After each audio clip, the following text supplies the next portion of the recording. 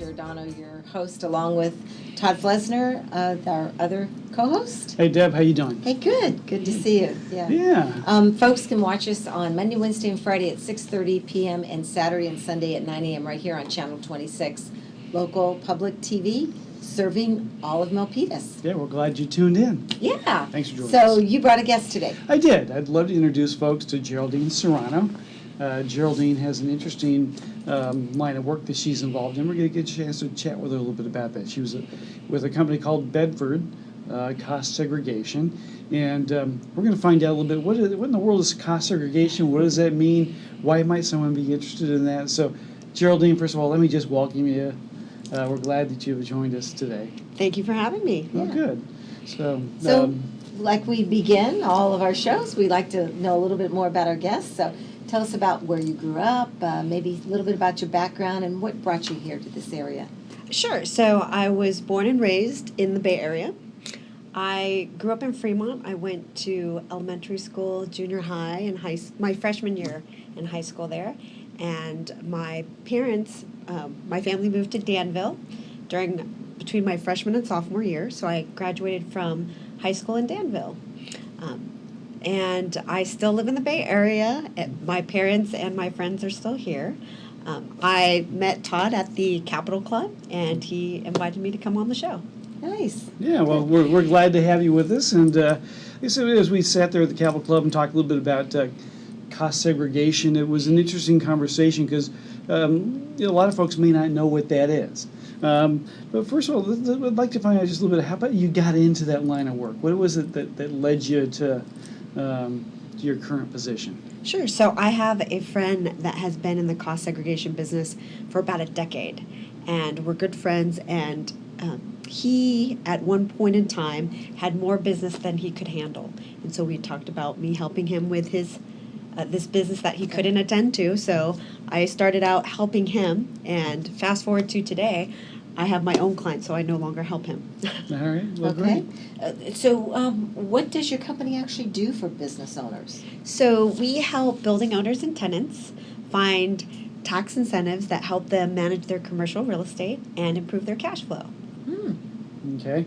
So cost segregation, then, you're really working with commercial landlords, tenants. You work with the owners of that property, correct? Right, so we work with a lot of building owners. Okay. So cost segregation is our bread and butter. So cost segregation accelerates the depreciation on buildings and on tenant improvements. And basically what it is, so when someone buys a building, it's depreciated over 27 and a half years if it's multifamily and 39 years if it's a commercial building. Well, the IRS says that there's many components of a building that can be depreciated faster, like the flooring,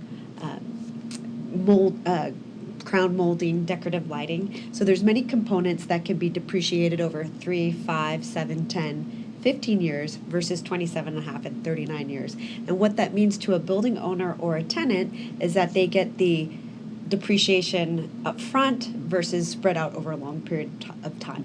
Okay. Well, I imagine that might be because things like tenant improvements, things that are more, I guess, architectural in nature, or or wear out quicker. Those need to be replaced or updated on a sooner basis. Is that correct? Or? Right. So, for example, carpet's not going to last 27 and a half and 39 Okay. years. So that's why the IRS says certain components can be depreciated faster. Okay. I guess you would remodel and update the look of a building, perhaps, to keep current. Would that be something that might be involved in that? Absolutely. So there's a lot of building owners and tenants that, you're right, would make sure to do a lot of repair, maintenance, or remodel in order to keep up, to make sure everything is current or contemporary. All right. Okay, so we talked about accelerated depreciation or tax advantages. Explain how that works, exactly, the accelerated depreciation. So basically, instead of a building that's being depreciated over 27 half and 39 years, we'll do this study that will literally itemize which components of a building that can be placed into shorter lives, 3, 5, 7, 10, 15 year lives versus the 27.5 or 39-year lives. So basically, we hand over this cost segregation study to their CPA or whoever's doing their taxes, Okay. and they make the changes on the depreciation schedule. And what that means is that the client gets to take advantage of the accelerated depreciation and enjoy the tax savings up front versus it being spread out over a long period of time. Okay, Geraldine, so do you know which of those items are acceptable by IRS, or do you allow the CPA to do that and comb through that study? How does that work? That's a good question. So our engineers, so we have an engineering and a tax department that create this report. So they use the IRS's guidelines to show what components can be placed into shorter lives. Okay, all right. Good. So now, you said cost segregation was just a portion of what your business does. What other sort of things do you provide your clients? So we do offer other services. We do a asset management study, a unit of property report, and a recap study. Basically, these reports have to do with the new IRS regulations that became effective January 1st of 2014. So basically, these new rules that the IRS put out, it says that anything over $500, any expense over $500 has to be capitalized unless you opt into these new regulations where you could possibly write off those type of expenses. Okay. And then sounds complex. Yeah. Sounds like they need you. Well spent money to have your service, I would say. Yeah, absolutely. When the regulations came out, a lot of the CPAs were upset because, January 1st is the start of their busy time of the year, and to read through the regulations and to figure out what they need to do was just a daunting task for them. Okay. And the other, just really quickly, the other services that we offer is we help our clients see if they can qualify for the 179D, which is the energy tax credit, Okay. and the research and development tax Good. credit. Oh, good. So that's another good benefit. So, crystal ball, trends in the future. What do you see coming down in terms of IRS guidelines or in terms of accelerated depreciation? See any changes in that, or how would you guide your clients? Well, right now, because of these new regulations that I just mentioned that are referred to as the TPRs, we see more and more CPAs and building owners and tenants needing this type of help so that they can figure out what they can write off and maximize their write-offs. So in the past year or so, we've seen more and more CPAs and clients looking to us to help them figure out what they can and cannot write off. So that's what we actually see more of right now. Okay. Good. Any other challenges you see on the horizon for investment property owners, ways that you can help them out? Well, so the challenges that our clients have are cash flow, and for the building owners, financing options. But for me here on the West Coast, I meet a lot of people that have never heard of cost segregation. So I think I hadn't. So I think right now it's about educating the building owners, tenants, and the CPAs on how it would benefit their clients as a tax saving strategy. Okay. Well, good. So, you must like what you do. I do. And you've been at this how long? How many years? I've been with Bedford since 2014, so I've definitely enjoyed meeting the people in my line of work. So I would assume being a helper, help. I imagine there's a win-win. So what do you get as a benefit from your job? What do you like?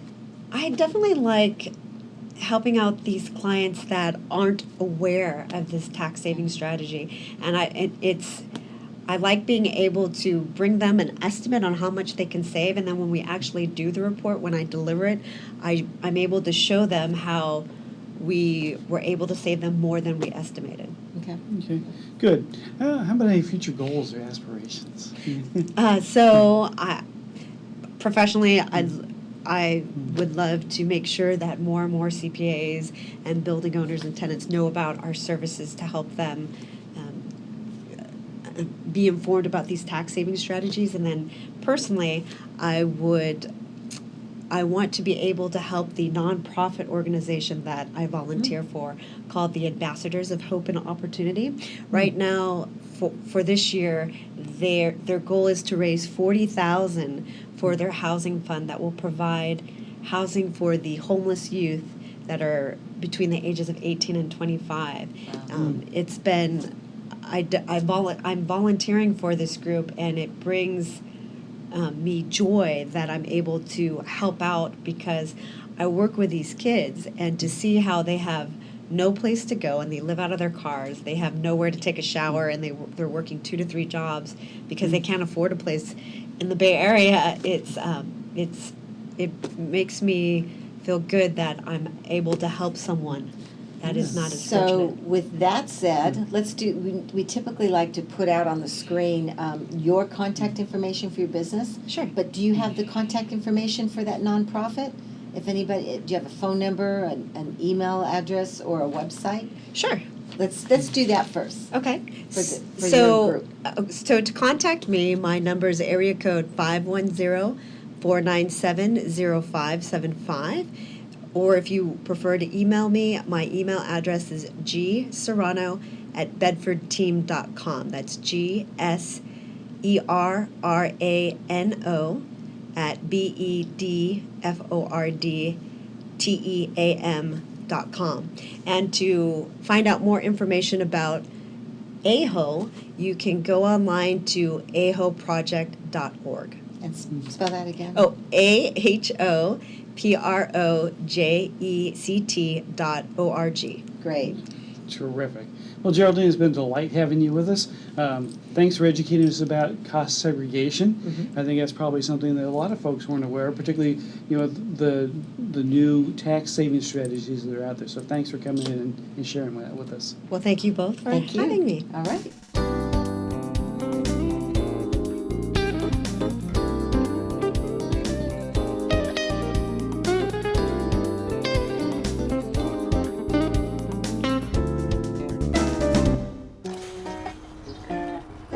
Lazy bones, loafing through the day. You always seem to find the easy way, moving like you're rolling away. Never heard a word I say. All over America, entire families are backsliding. We're no longer just sedentary, we're stationary, and that's bad news for your bones. At any age, bones need weight-bearing activity to grow strong and stay strong. So go outside, take the steps, play with the dog. Just get up, get out, get moving. Never keep your bones that way. Never heard a word I say.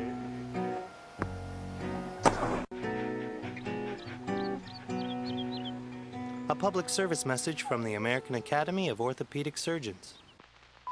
The following is a public service announcement test to determine if you need a fishing license and boat registration before you head out on the water. Let us begin. Are you a pelican? Does this look like your house? Is this your idea of fishing with friends? Do you use your feet as fishing hooks? Are you your own boat? Do you have webbed feet? No, I mean like a... That's the one. Do you want this in your favorite lake? Yuck, yike. No thanks, mister. Regardless how you answered, you need to be licensed and registered because it helps local conservation efforts protect the very natural resources you enjoy boating and fishing in for generations to come. Do your part at takemefishing.org.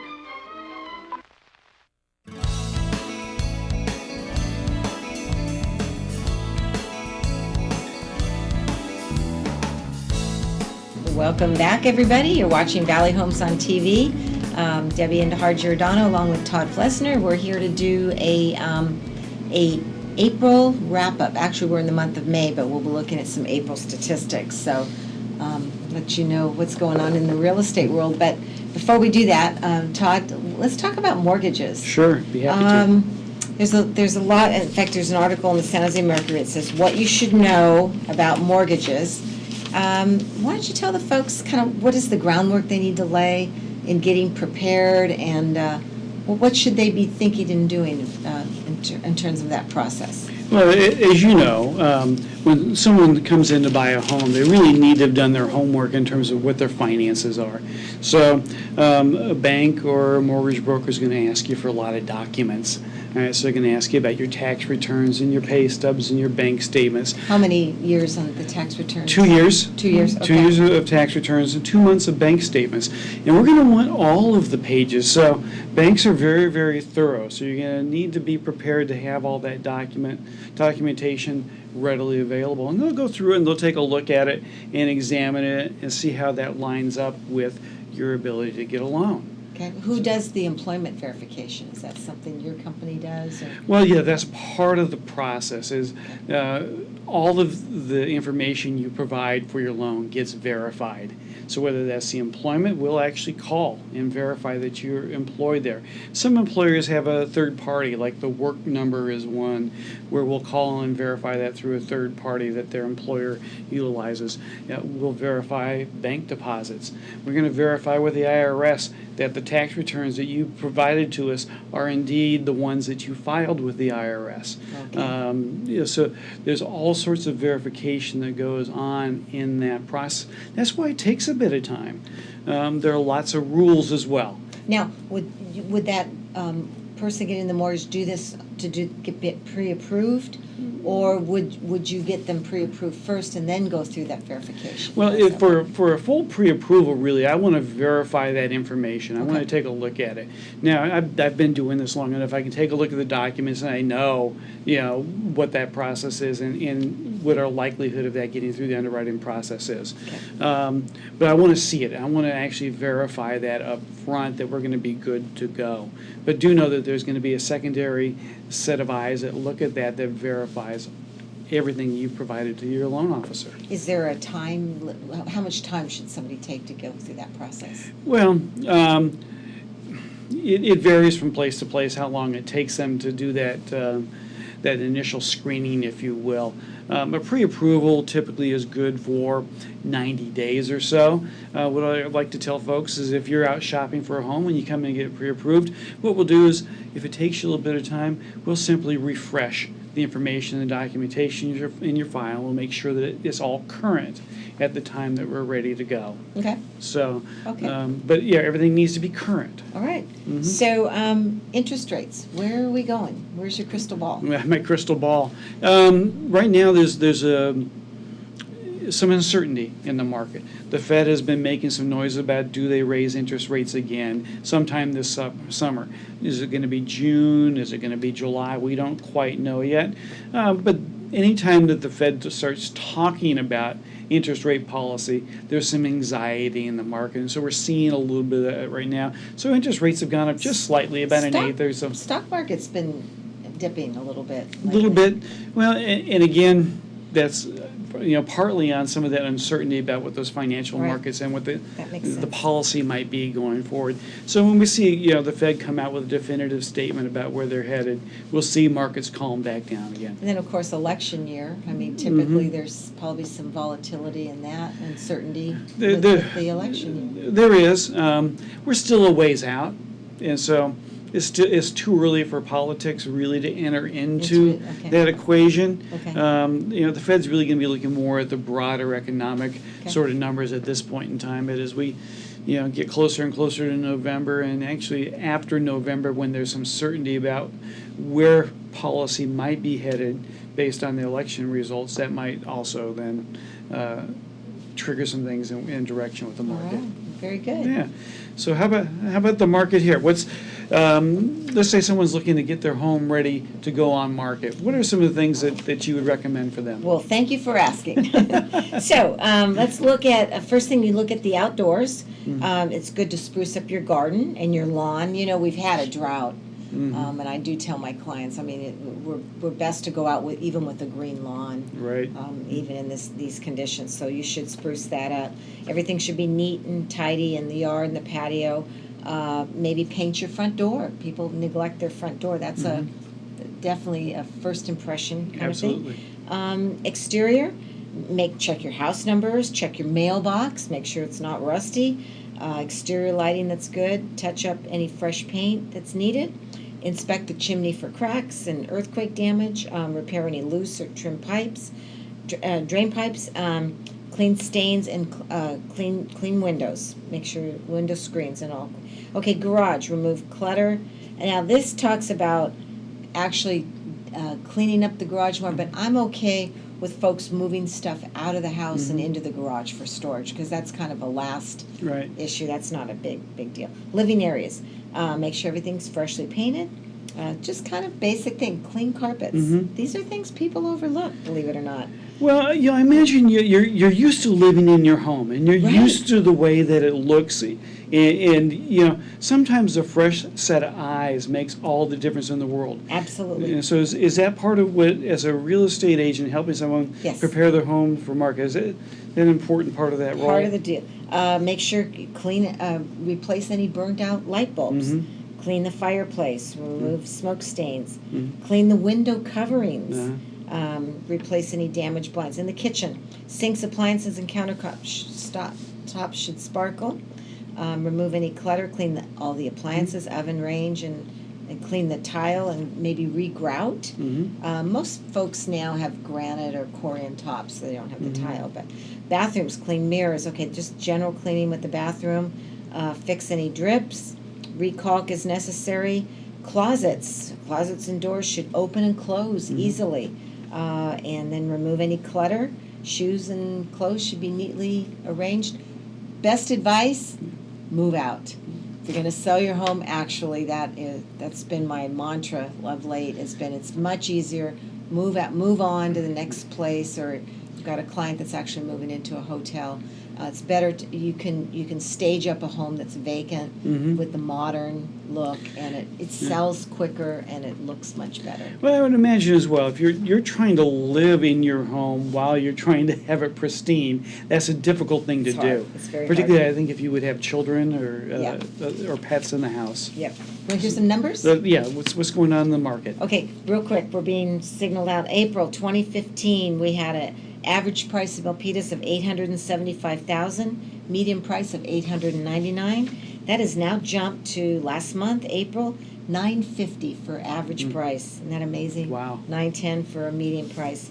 Condos were $564,000, average $557 median price, and that has inched its way up to $596,000 average price, and $615 for a median price. So there you go.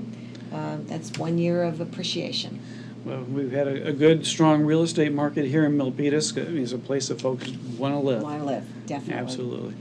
Well, good. It's been great spending time with you today and the folks here. Yeah, real quick, email address? T. Flesner at opusadvisors.com, and for yourself? GiordanoDJ at AOL.com. Thank you very Terrific. much for watching Valley Homes on TV. We'll see you next time.